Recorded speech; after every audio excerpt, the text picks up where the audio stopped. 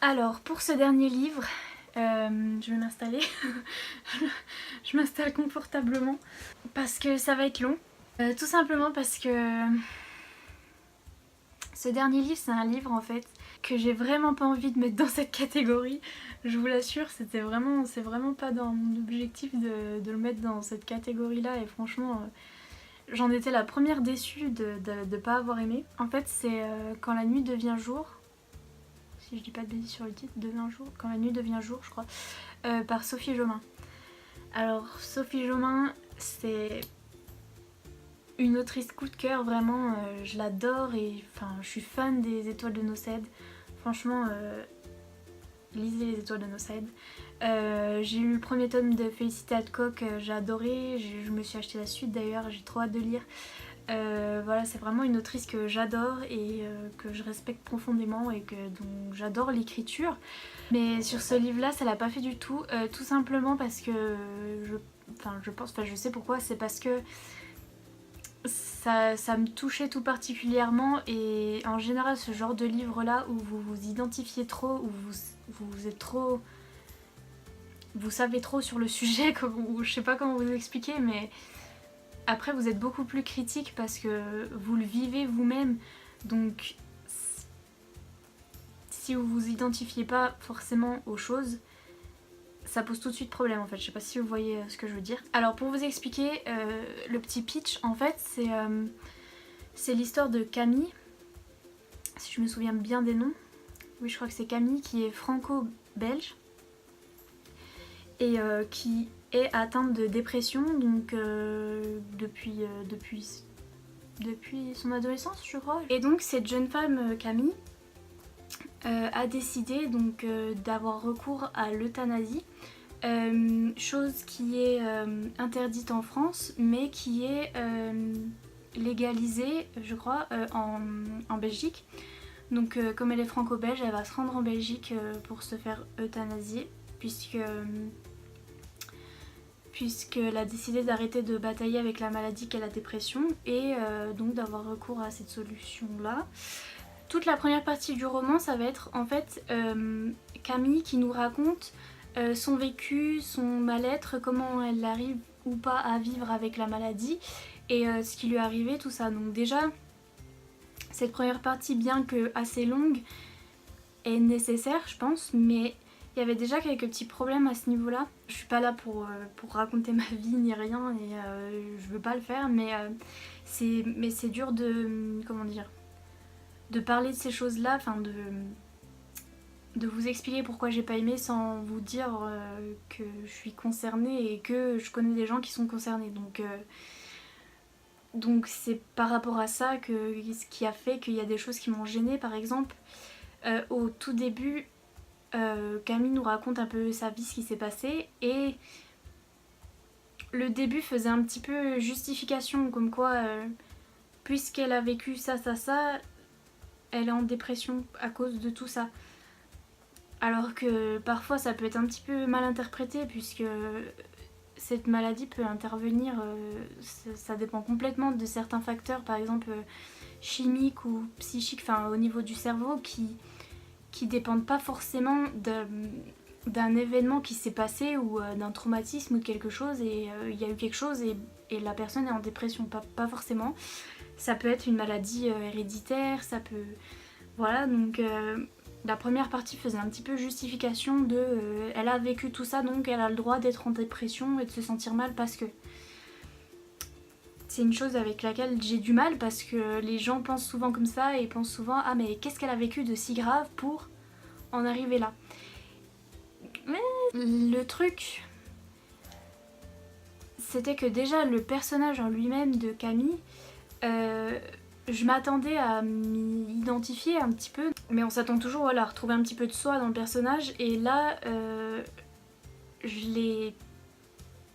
j'ai pas pu l'encadrer, je suis désolée mais elle a des réactions, des comportements qu'elle justifie par le fait qu'elle soit mal. Mais non, je veux dire, ça justifie pas le fait d'être désagréable avec les gens, d'être un peu trop capricieuse et des choses comme ça. Il y avait franchement des... Je pourrais pas vous citer exactement parce que ça fait longtemps que je l'ai lu. Mais des comportements qu'elle avait avec sa famille, envers des gens qui étaient très gentils avec elle, ou qui parfois ne comprenaient pas ce qu'elle avait et elle se frustrait direct et elle était très agressive. Donc après ça peut arriver, ça peut voilà, arriver de temps en temps et quand on est vraiment pas bien et tout ça. Mais là c'était plus un trait de caractère qu'autre chose puisqu'elle se comportait comme ça avec tout le monde et c'était un petit peu...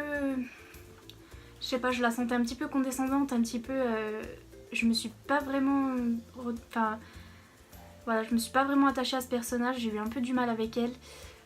De par ses réactions, mais après ça, je pense que ça dépend de la personne. Et sinon, après, dans la description de la maladie elle-même, autant il y avait des fois où je me disais ah c'est bien fait, ou c'est très représentatif par rapport à moi, ou par rapport à certaines personnes que je connais, autant il y a des fois je me disais ça encourageait les stéréotypes qu'ont parfois les gens, ou ce que pensent parfois les gens sans faire exprès, mais parce que c'est ancré comme ça.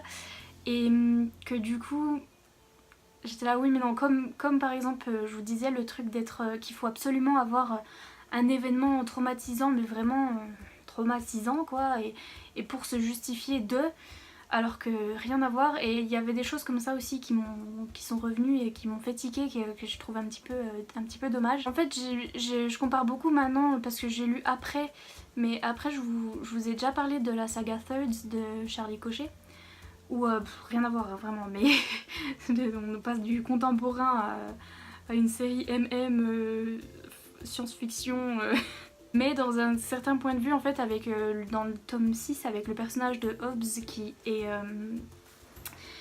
atteinte d'anxiété sociale et de mutisme aussi, mutisme sélectif. Et là, pour le coup, s'il y avait des choses où direct ça m'a fait mais oui, c'est ça en fait, c'est ça que j'ai envie de dire à chaque fois, et que ça me frustre et que j'ai envie de le voir dans un livre et que j'ai envie de voir que les gens comprennent.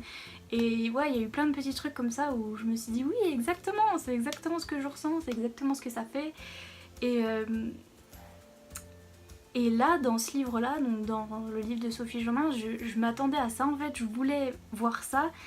Et c'est pour ça que ça m'a tant déçue, c'est que ça m'a pas fait ça du tout. Après, chacun vit des choses et la maladie de différentes façons. Et donc, encore une fois, voilà, ça dépend des personnes, tout ça. Mais il y a certaines choses qui sont à peu près similaires pour tout le monde et que je retrouvais pas vraiment. Et ouais, voilà, c'était assez... Voilà, ça m'a un peu déçue à ce niveau-là. Après, ouais, il y a eu quand même deux grosses choses qui ont fait que malgré ça, malgré le fait que je me dise, bon, c'est subjectif, etc. Déjà, premièrement, la romance qu'il y a dans ce bouquin. Je vais être obligée d'être un petit peu d'un petit peu spoiler parce que j'ai vraiment besoin d'en parler. Là déjà rien que le fait qu'il y ait une romance, moi qui adore ça, enfin voilà, je suis là que pour ça, mais d'un côté j'étais contente parce que j'aime bien la romance, mais d'un côté c'était un sujet et c'était quelque chose où j'en voulais pas en fait. Puisque comme je vous ai déjà expliqué pour un livre précédent, donc pour Rebel Love, ça a été amené dans un sens où j'ai pas pu quoi, vraiment. C'était déjà le cliché de la fille qui... Et en plus c'est au dernier moment quoi, elle explique tout ce qu'elle a eu, tous les psys qu'elle a vus, tous les gens qu'elle a vus. Et au moment où elle arrive dans ce centre pour se faire euthanasier, forcément son psychiatre ou psychologue, je sais plus, psychologue je crois, son psychologue forcément elle tombe sur un homme très beau, très fort et qui va la sauver quoi, le chevalier. Après j'avoue que j'ai un peu lu le reste en diagonale certes, et donc ça devait être plus compliqué que ça, mais dans un sens c'était un petit peu la rencontre de cet homme qui fait qu'elle se sentait mieux et que mais encore une fois, comme je l'avais dit, c'est pas la solution de croire que quelqu'un va vous sauver, que quelqu'un va arriver, le beau prince sur son cheval blanc, non. Et surtout pas un psychologue. elle a fait pour que on se dise pas que voilà, c'était forcément cet homme qui allait la sauver, tout ça, puisqu'elle était toujours dans son mal-être, il y avait toujours la maladie présente et tout ça. Mais la fin a tout gâché en fait, puisque je pensais que ça allait, voilà, que j'allais avoir une fin qui allait me faire passer cette idée que voilà, il y avait cette romance là au milieu, tout ça pour sauver l'affaire quoi. Je suis obligée de spoiler la fin, je suis désolée, mais ça m'a agacée, c'était pas possible. Les deux personnages, donc le psychologue et la patiente, se tournent autour pendant à peu près le bon 3/4 du roman, bref. Et au moment où ils se mettent enfin ensemble, si vous voulez, au moment où ils couchent enfin ensemble et quelque chose comme ça, et en fait le soir ils sont ensemble, je crois que c'est ça, et le lendemain matin c'est là qu'elle a son rendez-vous pour se faire euthanasier. Le mec se réveille donc dans le lit de la fille machin, le psychologue, et déjà le mec faut qu'il se réveille à fond la caisse parce que voilà, ce qui est très improbable mais passons. Il se réveille, il trouve une lettre et cette lettre de la fille dit écoute, si tu te réveilles à temps et que tu vois cette lettre à temps, viens me chercher et arrête tout. Donc l'euthanasie. Et si tu trouves pas cette lettre à temps, bah c'est le destin, je vais mourir machin.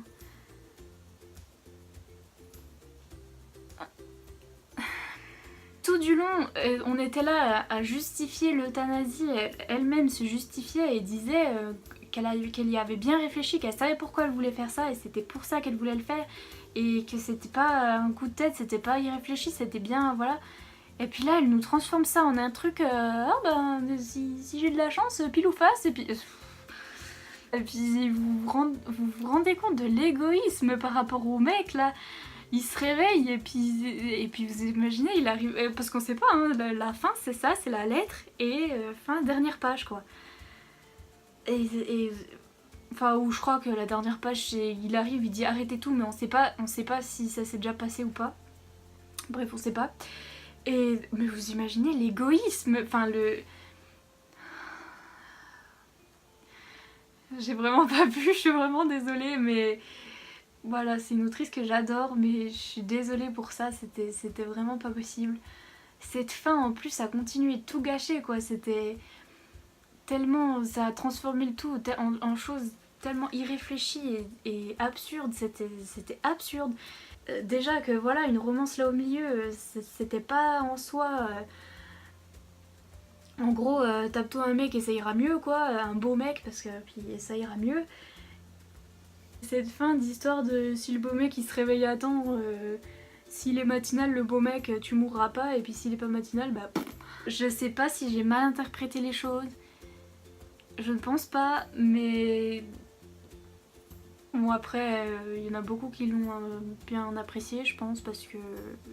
Enfin je sais même, j'ai vu beaucoup de bons retours parce que voilà, je pense que si on n'est pas aussi sensible que moi à ces choses-là, ça doit être très bien, mais voilà non, ça n'a pas fait du tout. Et donc je l'ai revendu très vite.